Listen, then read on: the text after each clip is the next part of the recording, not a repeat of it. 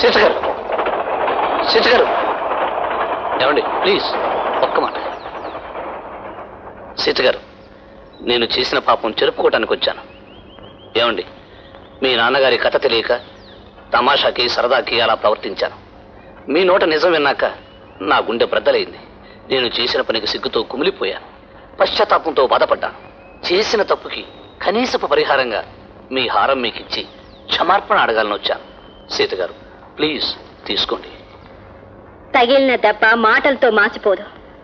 జరిగిన సంఘటన హారం ఇచ్చినంత మాత్రాన మరపురాదు. దారుణమైన నేరం చేసిన మనిషికి కూడా క్షమ ఉంటుంది. అలాంటిది నేను చేసిన తప్పుని మీరు క్షమించలేరా?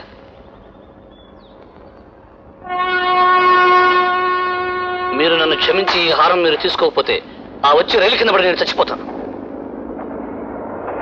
సరే, ఈ మోహం త్యాగం ఏమిటో చూపిస్తాను.